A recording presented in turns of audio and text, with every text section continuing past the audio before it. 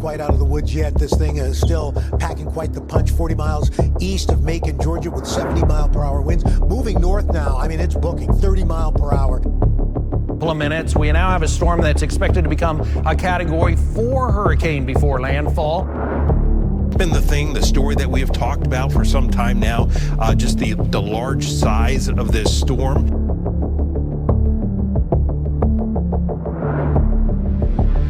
That the winds will be that 120 to 140. Says that there was only about 150, I think maybe 250 is what they said, deaths. We probably still have that many people missing. Government absolute and utter failure. The homes destroyed goes into the hundreds of millions of dollars. The damage that is caused will take 10 years to even conceive that it's even some kind of fix. So just as an editor note, I just want to say this video is going to look like it's crappily edited, and it's not, I promise. I took a lot of time to do this. I do know what I'm doing editing.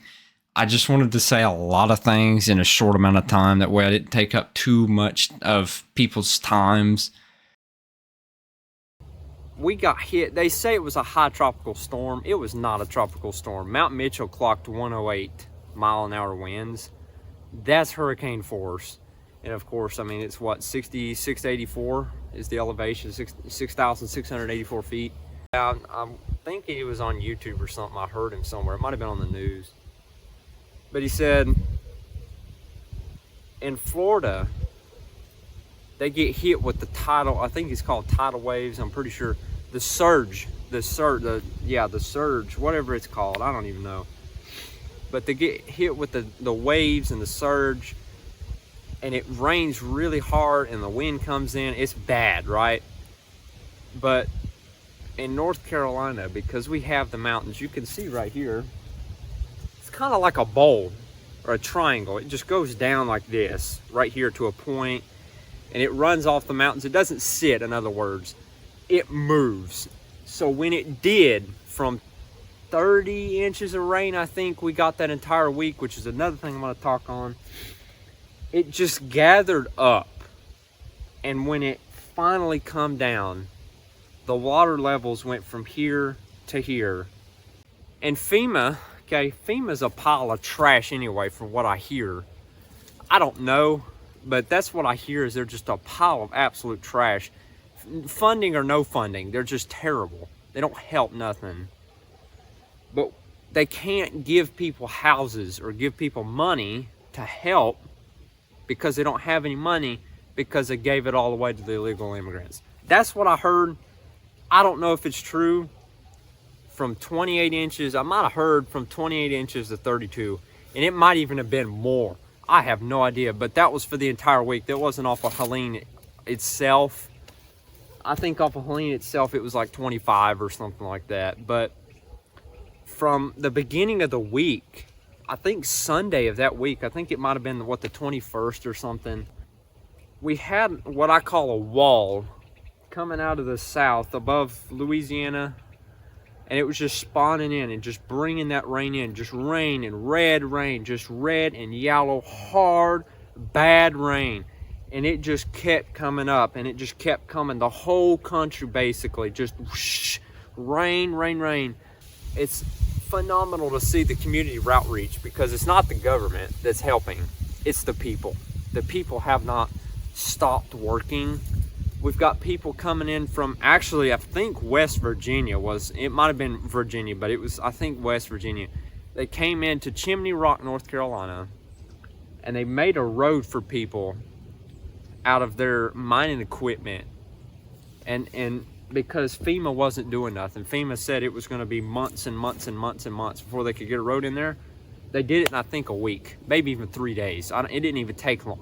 Of course, they knew what they were doing, but people spray painted their names on their cars, and they're spray painting X's on houses to make sure, well, they're not doing it anymore, but they're making sure that they don't check them again for people. Yeah, I've got joy in chaos. I've got peace that makes no sense. When everything around me is broken, I've never been so glad that I put my faith in him. Being Donald Trump, came to North Carolina, good Lord only knows how many times. I want to say about, I would estimate about 3 times. One time he come through and did not announce it because he said he didn't want to interfere with the work. The second time he come through, he made a speech, and I think he come back again. And I'm trying to think of where Kamala Harris's rallies were. Oh, wait a minute. She never came. Kamala Harris has never once been up here to North Carolina. She's never once been up here. Never. She went to Charlotte, North Carolina. She never went up here. You want to hear what her words were? No, they're okay up there. I'm not going to go up there. They got everything they need up there. It's not about if we got everything we need up here. You got to come up here and see it if you want me to vote for you. Of course, I can't vote yet. I'm 16 years old, but it's ridiculous. We got one political candidate coming up here caring about the people, and the other one doesn't. And I saw this, and it made really good sense, and I really like it. What happened in North Carolina, the absolute governmental failure on a governmental level, should make Kamala Harris lose the election alone. Nothing else, just that alone. And I want to thank everybody, especially Duke's Mayonnaise, Pepsi Cola, I think is what they're called, Pepsi Soda, in other words, for sending water. And it may sound weird, but, and of course, I should have brought one of the bottles. I'll hopefully remember to put a picture up somewhere on the screen right now. Duke's Mayonnaise bottled water, potable, bottled, drinkable water, on September 30th, 24. So it's not like they waited 3 weeks. Well, maybe we should do something to help our business out. 3 days after the storm, they bottled water and sent it out. Maybe earlier, honestly. I don't even know if I got an old batch. We really appreciate it. I don't care if you see this or not, but we really appreciate it. I'm not sponsored by Duke's or Pepsi's, of course. I'm not sponsored by them in any way, but I felt like I should just say it because it was such a nice thing to do. We really appreciate it. It helped a lot. Well, the camera angle might have changed there. My phone ran out of storage.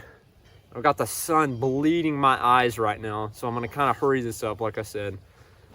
I hope this video lets you gain a little bit more of a perspective of the absolute governmental failure in North Carolina alone, not to mention Virginia and stuff like that, but they absolutely failed us. And like I said, one candidate was here, one was not. Here's the pictures. I hope it does it justice.